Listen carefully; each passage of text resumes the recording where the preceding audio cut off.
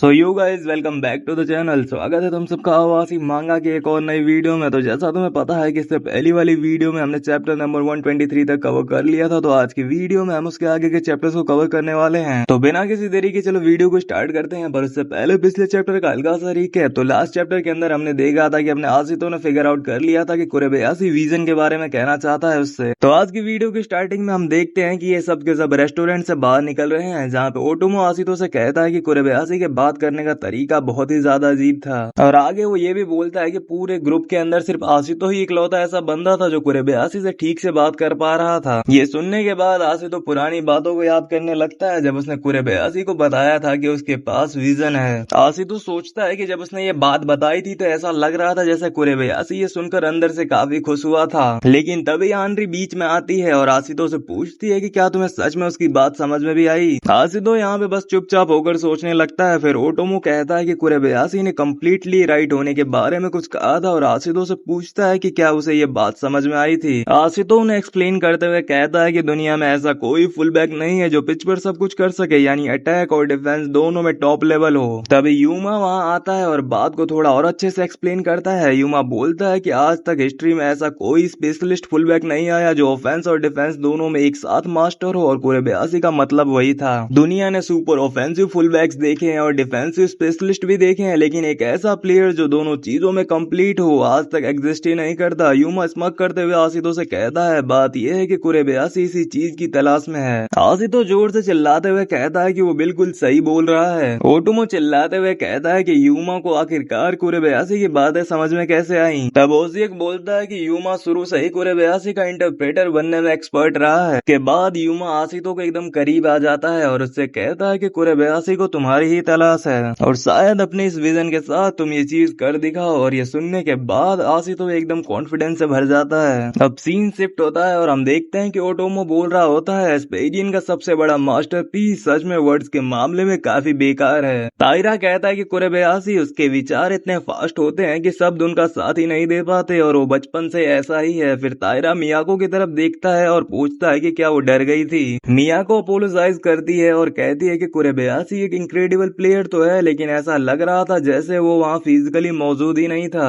जब वो बोल भी रहा था तब भी ऐसा लग रहा था जैसे वो कहीं दूर देखता हुआ बात कर रहा हो। ताइरा समझाता है कि वो कोई बुरा बंदा नहीं है, बस वो अपना वजूद पिच पर ही छोड़ देता है और वही चीज अब आशितो का टेंशन ड्रॉ कर रही है। मात्सुनागा बोलता है कि कुरेबयाशी एकदम एक्सट्रीम लेवल का बंदा है, उसे फुटबॉल के अलावा किसी चीज में कोई इंटरेस्ट ही नहीं है और वो फुटबॉल से इतना ज्यादा प्यार करता है। ताइरा मात्सुनागा की बात से एग्री करता है और कहता है कि वो बेस्ट है और ये चीज पास्ट से लेकर अब तक नहीं बदली। फिर हम आशितो को देखते हैं जो कुरेबयाशी की वो बात याद कर रहा होता है कि तुम्हारे सारे विचार तुम्हारे इस विजन वाली एबिलिटी के अराउंड ही घूमने चाहिए। ये सोचकर आशितो के चेहरे पर एक अलग ही डिटर्मिनेशन दिखती है। इसके बाद स्टोरी डायरेक्ट 10 दिन आगे जंप करती है, जहां हम देखते हैं कि आनरी के पापा काफी तेज चिल्ला रहे होते हैं और कह रहे होते हैं कि कुरेबयाशी के आए हुए 10 दिन हो गए हैं, लेकिन कोच गुआरुजा अभी तक उसे यूथ टीम के साथ प्रैक्टिस ही नहीं करने दे रहे। अकी बताता है कि यूथ मैचेस में खेलने के बदले कुरेबयाशी को कम से कम सीनियर टीम की प्रैक्टिस में पार्ट लेना पड़ेगा, ऐसा लगता है। मामोरू बोलता है कि जब इस बात को ऐसे बोला जाता है तो सुनने में अच्छा लगता है। काफी आर्ग्यूमेंट के बाद फुकुदा खड़ा होता है और बोलता है कि उनके पास अब कोई ऑप्शन नहीं है। अगर वो कुरेबयाशी को नहीं खिला पाए तो उन्हें एक दूसरा प्लान सोचना पड़ेगा। अब सीन ग्राउंड के ऊपर शिफ्ट होता है, जहां हम देखते हैं कि अपने न्यू कमर्स प्लेयर्स एकदम बुरी तरीके से थक कर आफ रहे हैं। लेकिन इसी बीच कुरोदा बेचारा जमीन पर गिर जाता है और जब वो जमीन पर पड़ा ही होता है ताकासुगी उसके पास आता है और टोंट मारते हुए कहता है कि क्या तुम वापस टीम बी में जाना चाहते हो, लेकिन कुरोदा कोई भी जवाब नहीं देता। दाइगो वापस बोलता है कि इन 10 दिनों में इन लोगों ने डेस्परेटली हार्डवर्क किया है, लेकिन इम्प्रूवमेंट के नाम पर कुछ भी खास नहीं दिख रहा। मिनी गेम्स में भी इनको देखना मुश्किल हो रहा है। तभी हम आशितो को देखते हैं। अकोत्सु जानबूझकर आशितो से टकराता है। अकोत्सु बहुत गुस्से में पीछे देखता है और आशितो से इरिटेशन में पूछता है तुम्हें यहाँ से कब निकाला जा रहा है, तुम्हें देख के ही गुस्सा आता है। लेकिन आशितो बिना ध्यान दिए उसे देखते ही रहता है और वापस कुरेबयाशी की बातें सोचने लगता है। आशितो सोचता है कि कुरेबयाशी एकदम सही था, उसे फील्ड पर हर जगह स्पेसेस साफ दिख रही हैं। 10 दिन से जो टीम ए के साथ प्रैक्टिस कर रहा है वो उन सारी स्पेसेस को हमेशा देख पा रहा है। अगर बस वो उनकी पासिंग स्पीड के साथ एडजस्ट कर ले तो वो ये कर सकता है, लेकिन उनकी स्पीड बहुत ही ज्यादा फास्ट है। आशितो को लगता है कि वो हिम्मत के दम पर एडजस्ट कर लेगा, लेकिन उनकी टेक्निक के आगे वो टिक नहीं पा रहा। वो वरीड होने लगता है और सोचता है कि वो इतने कम टाइम में टेक्निक का ये बड़ा गैप सडन ब्रिज नहीं कर सकता। सकता, इसलिए वो अपना ध्यान विजन पर सेंटर करने की कोशिश करता है और वो करना शुरू भी कर देता है। लेकिन जैसा उसने सोचा था बस विजन होना ही काफी नहीं था। आसितो को लगता है कि उसे कुरेबायाशी से और ज्यादा क्लियर एडवाइस मांगनी चाहिए थी। आसितो यहाँ पे अपने ही ख्यालों में खोया हुआ था, लेकिन तभी उसे कोई चिल्लाकर बोलता है कि बॉल आ रही है। आसितो देखता है कि बॉल उसके ठीक सामने है और किरिकी उसके एकदम पास है। जब वो दोनों बॉल के लिए बैटल कर रहे होते हैं तो आसितो के ध्यान में आता है क्या ये सिर्फ वाइड विजन होने के बारे में है, क्या सच में ये बस विजन है। फिर उसे लगता है कि वो बस एक ही प्लेयर के व्यू से अपने आप को बांध रहा है और वो खुद से कहता है कि ऑब्जर्व कर। लेकिन जैसे ही वो ऑब्जर्व करने की कोशिश करता है किरिकी उसके पीछे निकल जाता है। साइड से तायरा चिल्लाकर बोलता है कि गोल को कवर करो, लेकिन तब तक बहुत ही देर हो चुकी होती है। बॉल ओकुत्सु के पास चली जाती है, वो योशित्सुने को पास देता है और योशित्सुने गोल भी स्कोर कर देता है। लेकिन गोल होने के बावजूद भी आसितो के दिमाग में एक बहुत ही बड़ी बात क्लिक होती है। वो एस्पेरियन के उस फुटबॉल स्टाइल के बारे में सोचता है जो उन्हें एस्पेरियन आने के पहले दिन से सिखाया गया है। फिर उसे समझ में आता है कि इन लोगों की स्पीड इतनी फास्ट है कि ऐसा लगता है ये लोग खेलते वक्त सोच भी नहीं रहे हैं। और वहाँ आसितो एकदम से बुलसाई हिट कर देता है, उसे असली राज समझ में आ जाता है। लेकिन तभी फुकुदा जोर से चिल्ला के कहता है कि उनके पास है सब थोड़े डल हो रहे हैं। वो उन्हें एक सर्कल बनाने को बोलता है और कहता है कि वो लोग एक लाइट 5v2 यानी 5-on-2 स्टाइल रोंडो करेंगे और फिर आज का सेशन खत्म करेंगे। तभी दाइगो फुकुदा से कहता है कि फर्स्ट ईयर वाले चारों को तायरा के ग्रुप में ज्वाइन करवा देते हैं। लेकिन जैसे ही वो बोलने वाला होता है आसितो सीधा फुकुदा के पास चला जाता है और फुकुदा को एक बूढ़ा आदमी बोलता है और कहता है कि उसे पता है ये उसकी डिमांड काफी अनरीजनेबल है, लेकिन फिर भी वो भीख मांगते हुए रिक्वेस्ट करता है कि क्या उसे रोंडो के लिए एक बार फिर से रेगुलर के साथ ज्वाइन करने दिया जा सकता है। वो तो यहाँ तक बोलता है कि वो कंटिन्यूसली डिफेंस ही खेलेगा, बस उसे एक चांस दे दे। फुकुदा उसे सीधा बोलता है कि वो किसी को स्पेशल ट्रीटमेंट नहीं दे सकता। दाइगो भी एग्री करता है और बोलता है कि अभी सडनली ऐसा बोलने का तुम्हारे पास कोई हक नहीं है। लेकिन आसितो के चेहरे पर एकदम जिद्दी डिटर्मिनेशन दिखता है। ये देखकर फुकुदा उसे चैलेंज देता है, अगर तुमने उन्हें होल्ड बैक किया तो क्या मैं तुम्हें वापस टीम बी में ड्रॉप कर दूं। और ये चीज सुनने के बाद दाइगो भी एकदम शॉक हो जाता है, लेकिन आसितो बिना किसी हेजिटेशन के चिल्ला के बोलता है हाँ मुझे मंजूर है। इसके बाद हम किरिकी को देखते हैं जो अनॉयड होकर पूछता है कि ये नया बंदा वापस यहाँ क्या कर रहा है। यूमा बोलता है कि चलता है, वैसे भी आसितो बस डिफेंस ही खेलने वाला है। लेकिन सीमुरा बोलता है कि अगर डिफेंस भी बेकार होगा तो ये प्रैक्टिस किसी भी काम की नहीं रहेगी। इसके बाद आसितो एक लंबी सांस लेता है। योशित्सुने बॉल को ग्राउंड पर फेंकता है और गेम शुरू। सारे प्लेयर्स एकदम एग्रेसिव मोड में खेलना शुरू करते हैं और फुकुदा बेंच पर बहुत ध्यान से सब कुछ देख रहा होता है। आसितो अपनी आंखों को बंद करता है। जैसे ही किरिकी पास निकालता है आसितो वो कर दिखाता है जिसकी किसी ने उम्मीद भी नहीं की थी। वो जाकर बॉल को टच और स्टॉप कर देता है। वहाँ खड़ा हर एक बंदा अपनी आंखों पर विश्वास नहीं कर पाता। यूमा उसे कॉम्प्लीमेंट करता है जबकि अकोत्सु किरिकी पर चिल्ला के बोलता है अबे किरिकी तू ये क्या कर रहा है। किरिकी बस एक लंबी सांस लेता है और आसितो को एकदम घूर कर देखता है। इसके बाद आसितो फुल जोश में चिल्ला के बोलता है चलो एक बार और करते हैं। लेकिन सैड पार्ट ये है कि उस एक टच के बाद आसितो बिल्कुल भी स्पीड के साथ कीप अप नहीं कर पाता। योशित्सुने उसे बोलता है कि शुरू का इंटरसेप्शन तो बहुत ही मस्त था, लेकिन उसके बाद से तुम बेकार खेल रहे हो। साइड से दाइगो भी सोच रहा होता है कि क्या ये सिर्फ उसका एक लक था। दूसरी तरफ अकोत्सु आसितो पर चिल्ला रहा होता है कि सुस्ताना बंद कर, हमारी प्रैक्टिस चल रही है। प्रैक्टिस चलती रहती है। आकी ये सब देखकर बोलता है कि आसितो बिल्कुल भी मैचअप नहीं कर पा रहा, लेकिन बीच बीच में वो बहुत ही स्प्लेंडिडली फास्ट रिएक्ट कर लेता है। तभी फुकुदा समझाता है कि आसितो कुछ ट्राई करने की कोशिश कर रहा है। फुकुदा बोलता है कि अगर आसितो बस हिम्मत के दम पर बिना सोचे समझे बीच में कूद रहा होता तो वो उसे कब का टीम बी में ड्रॉप कर चुका होता। लेकिन अगर वो किसी क्लियर गोल को ध्यान में रखकर इसे टैकल कर रहा है तो उन्हें उसे ये फिगर आउट करने का मौका देना ही पड़ेगा। अब सीन शिफ्ट होता है, हम चलते हैं आसितो के दिमाग के अंदर। आसितो खुद से ही कह रहा होता है कि मुझे अपने प्लेस को वर्ड्स में लाना होगा। वो खुद को समझाता है कि जब से उन्होंने एस्पेरियन ज्वाइन किया है उन्हें हमेशा यही सिखाया गया है कि अगर वो अपने प्लेस को सब दे सकते हैं तो वो उस टेक्निक को अपना बना सकते हैं। वो पहले भी इस तरह बहुत फास्ट इंप्रूव हुआ था, लेकिन अब उसे रियलाइज होता है कि टीम ए एक अलग ही लेवल पर सोच रही है। वो लोग इस स्पीड पर सोच नहीं रहे हैं, किसी का दिमाग इस स्पीड के साथ कीप अप नहीं कर सकता। टेक्निक वगैरह से भी पहले ये लोग एक अलग ही चीज कर रहे हैं। वो लोग सोच रहे हैं लेकिन बिना सोचे खेल रहे हैं। आसितो को ये वर्ड्स में एक्सप्लेन करते नहीं बन पा रहा होता। तभी उसे आना की पुरानी बात याद आती है जहाँ उसने कहा था कि सोचो, अगर तुम जब ये कर लोगे तो तुम बिना सोचे भी काफी चीजें कर पाओगे, तब जाकर तुम उसे सच में अपना बना पाओगे। और तब आसितो को क्लिक होता है, टीम ए ऑलरेडी सोचने वाले स्टेज से आगे निकल चुकी है। उनका दिमाग सोचे उससे पहले ही उनकी बॉडीज अपने आप मूव करने लगती हैं। उसे हाना की आखिरी लाइन याद आती है जहाँ हाना ने कहा था कि good luck man is a thinking read. और ये सब बातें सुनते ही आसितो को समझ आ जाता है कि अब उसे अपनी इंस्टिंक्ट्स पर भरोसा करना ही होगा।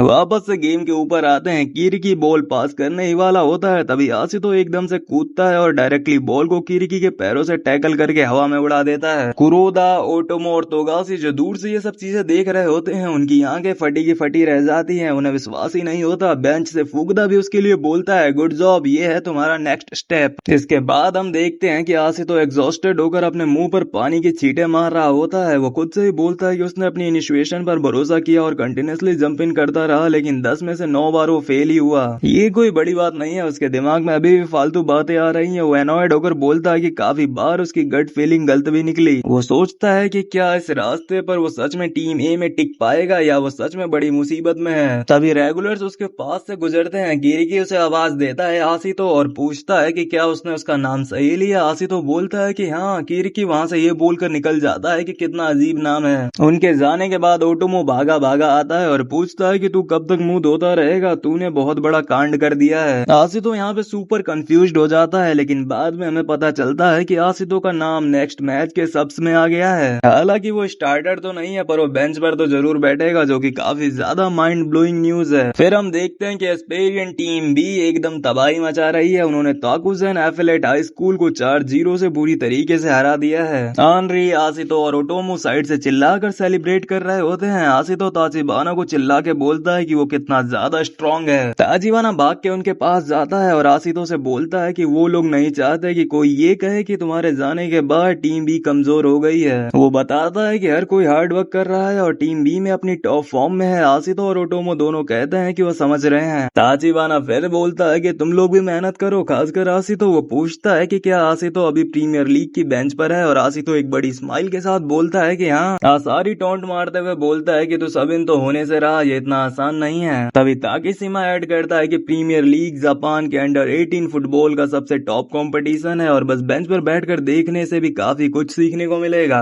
आसारी फिर बोलता है कि अगर तू बेंच पर है तो तेरे खेलने की पॉसिबिलिटी एकदम जीरो भी नहीं है, इसलिए अपनी पूरी प्रिपरेशन रखना। आसितो स्माइल करके एग्री करता है। फाइनली मैच का दिन आता है और वहाँ पे काफी ज्यादा क्राउड इकट्ठा होने लगता है। हम आसितो के दिमाग में चलते हैं। वो सोचता है कि इसे प्रीमियर लीग कहते हैं, तो उसने सोचा था कि यहाँ बहुत क्रेजी एटमोस्फियर होगा, लेकिन उनके चीयर ग्रुप और पेरेंट्स गार्डियंस को छोड़कर यहाँ ज्यादा स्पेक्टेटर्स नहीं हैं। वो आगे सोचता है कि काफी सारे जर्नलिस्ट जरूर आए हैं क्योंकि वो कुरेबयाशी को देखने आए हैं और ये बात सोच के आसितो थोड़ा एनॉयड फील करता है। आसितो सोचता है कि जब लोग जापान के अंडर 18 फुटबॉल के हाईएस्ट लेवल के बारे में सुनते हैं तो सबसे पहले उनके दिमाग में विंटर का all Japan high school soccer tournament ही आता है। All Japan high school soccer tournament आमतौर पर न्यू ईयर्स डे पर लाइव ब्रॉडकास्ट होता है, इसलिए उसको काफी ज्यादा अटेंशन और पॉपुलैरिटी मिलती है। लेकिन वो बस एक नेशनल टूर्नामेंट है जहाँ देश की सबसे बेहतरीन हाई स्कूल टीम्स डिसाइड होती हैं, इसलिए ऑब्वियसली इसमें क्लब यूथ टीम्स पार्टिसिपेट नहीं कर सकती। लेकिन जापान की असली अंडर 18 कंपटीशन जहाँ हाई स्कूल और क्लब यूथ टीम्स पूरे एक साल एक दूसरे से लड़ती हैं और बेस्ट टीम चुनती हैं, वो है Takamado cup JFA under 18 football premier league. हम सीन पर वापस आते हैं और देखते हैं कि काशिवा कॉमर्शियल हाई स्कूल के पास स्पेक्टेटर्स की बहुत बड़ी भीड़ इकट्ठा हो रखी है। और ये चीज तो मैंने तुम्हें बताई ही नहीं कि इनका मैच काशिवा के साथ ही है। आसितो उन्हें कंटिन्यूसली देख रहा होता है। युमा उससे कहता है कि आसितो तू भी इनके बारे में जानता है ना, फुटबॉल खेलने वाले हर बंदे ने इनका नाम सुन रखा है। युमा अपने शूज की लेसेस बांधते हुए बताता है कि काशिवा एक बहुत बड़ी पावर हाउस टीम है और इसके बाद वो इनके रिकॉर्ड को बताने लगता है। एक सेंसोकेन चैंपियनशिप, 3 इंटर हाई चैंपियनशिप और 2 बार रनर अप का टाइटल, 200 से ज्यादा स्क्वाड मेंबर्स। आसितो पहले तो थोड़ी देर चुप रहता है, फिर कहता है कि सच बोलूं तो टीम बी में भी हमारे मैचेस देखने काफी सपोर्टर्स आते थे, लेकिन हाई स्कूल टीम के सपोर्टर्स को देखकर थोड़ा नर्वसनेस फील हो रहा है। इसके बाद आसितो काशिवा के प्लेयर्स की तरफ देखता है, उन सब के चेहरे एकदम सीरियस हैं। आसितो सोचता है कि वो उन्हें पहली बार देख रहा है, लेकिन उनके स्टार्टर्स के पास एक अजीब सा और बिजार एटमोस्फियर है। वो सोचता है कि क्या ये ऑरा उनके प्रेशर की वजह से है। तभी काशिवा का एक प्लेयर आसितो को एकदम घूर के देखता है। ये देखकर ओटोमो भाग के आता है, आसितो की टी शर्ट पकड़ता है और डर के मारे बोलता है कि अबे साले ये कितने ज्यादा स्कैरी हैं। आसितो फिर अपनी टीम के प्लेयर्स की तरफ देखता है और सोचता है कि उनके चेहरे पर डर का कोई नामो निशान ही नहीं है। वो लोग एकदम रिलैक्स्ड और कितने कूल लग रहे हैं। ओटोमो युमा से कहता है कि चाहे जो भी हो युमा, तू बहुत ही अमेजिंग है भाई। फर्स्ट ईयर होके भी तू प्रीमियर लीग के मैच में स्टार्टर है। अब फन बातें खत्म करने का टाइम आ गया है। किक ऑफ मैच शुरू होता है और उनके साथ ही क्राउड भी फुल जोश में चिल्लाने लगता है। आसितो बेंच से गेम को ध्यान से ऑब्जर्व कर रहा होता है। ग्राउंड पर इस वक्त योशित्सुने के पास बॉल है। वो एक प्लेयर को ड्रिबल करके निकलने की कोशिश करता है, लेकिन ओपोनेंट उससे बॉल किक करके दूर निकाल देता है। बॉल मात्सुनागा की तरफ जाती है, लेकिन अनफॉर्चुनेटली काशिवा का प्लेयर बॉल तक पहुंच जाता है और उसे आगे पास करता है। लेकिन लकीली वहां अकोत्सु मौजूद होता है। अकोत्सु बॉल को एकदम स्ट्रांगली किक करके निकाल देता है, जिससे पूरा क्राउड एकदम हाइप्ड अप हो जाता है और शोर मचाने लगता है। इस पॉइंट पे सबके सब मैच को काफी गौर से देख रहे होते हैं और इसी बीच ओसीएक आशितो से पूछता है, क्या हुआ आशितो, इतने सरप्राइज्ड क्यों लग रहे हो? आशितो के चेहरे पर एक बड़ी सी स्माइल आने लगती है। वो सोचता है कि इतने पास से गेम देखने पर उसे सब कुछ साफ साफ समझ में आ रहा है। गेम की स्पीड अनबिलीवेबली फास्ट और प्रीमियर लीग का लेवल सच में नेक्स्ट लेवल है। ओसीएक एक्सप्लेन करता है कि इसलिए तो ये प्रीमियर लीग है, ये हर हफ्ते होने वाला एक नेशनल टूर्नामेंट है। आशितो काशिवा के प्लेयर्स को देखकर सोचता है कि सबसे अमेजिंग बात यह है कि काशिवा जैसी हाई स्कूल टीम उनकी एस्पेरियन यूथ टीम के साथ एकदम बराबरी से कम्पीट कर पा रही है।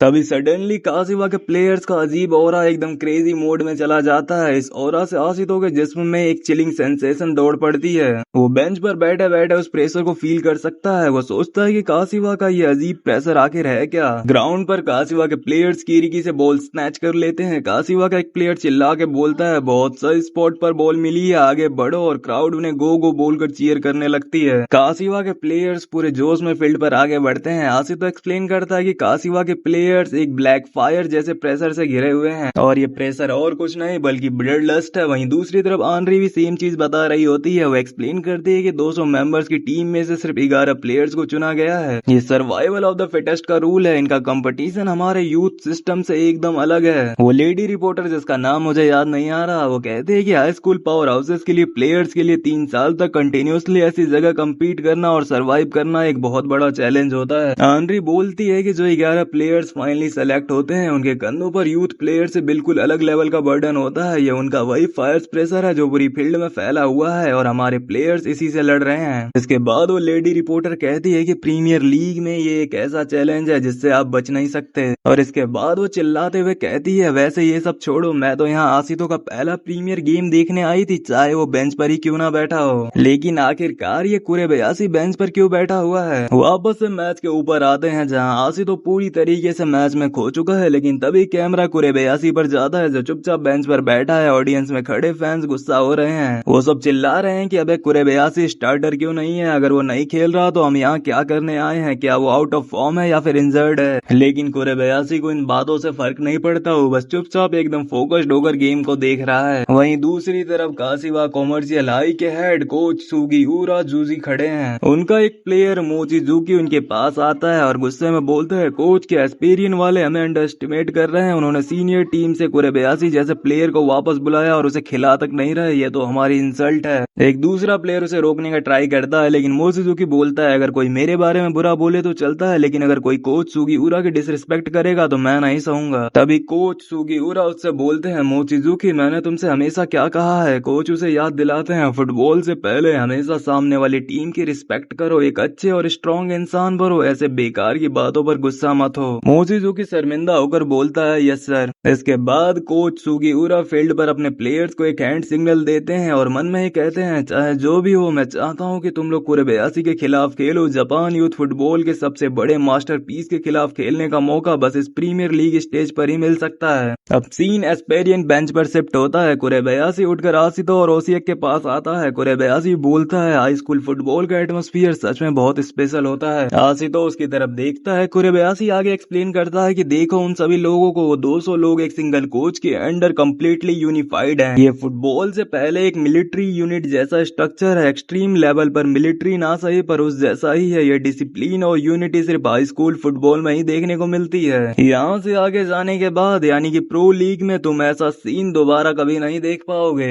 आशितो पूछता है, क्या ये सच में इतना ज्यादा स्पेशल है। और यहाँ पे ओसीएक एक्सप्लेन करता है कि हाँ, और ये सिर्फ जापान में ही होता है। एक टीम में 200 लोग हैं तो उनका कोच भी इंसेन लेवल का होगा। कोच सुगीउरा हाई स्कूल फुटबॉल के 5 सबसे बड़े लेजेंडरी कोचेस में से एक है। काशिवा आने से पहले उन्होंने 2 सेंसुकेन और 2 इंटरहाई ट्रॉफीज जीती हैं। वो अपनी स्ट्रिक्टनेस के लिए जाने जाते हैं। उनके प्लेयर्स एकदम डिसिप्लिन्ड होने चाहिए। उनके इसी ऑरा और ट्रॉफीज की वजह से 200 लोगों की पावर हाउस टीम उनके पीछे खड़ी रहती है। एक और प्लेयर बीच में अपनी बात ऐड करते हुए कहता है, हाँ, वो बिना किसी डाउट के एक बहुत ही ग्रेट कोच हैं। आशितो ये सब सुनकर थोड़ा शॉक हो जाता है। वो वापस ग्राउंड की तरफ देखता है और कहता है कि ये लोग सच में अमेजिंग है। है। मैच शुरू होने से ही मैं काशिवा का वो प्रेशर फील कर सकता हूँ। वो हर लूज बॉल के लिए लड़ रहे हैं। इनकी ये कभी हार ना मानने वाली फुटबॉल ही तो मेरी फेवरेट है। हमारी टीम के साथ ये लोग एकदम बराबरी से खेल रहे हैं, ये कितना मस्त है। लेकिन तभी कुरेबयाशी बीच में उसे कट करता है और एकदम कोल्डली बोलता है कि ये बराबरी नहीं है।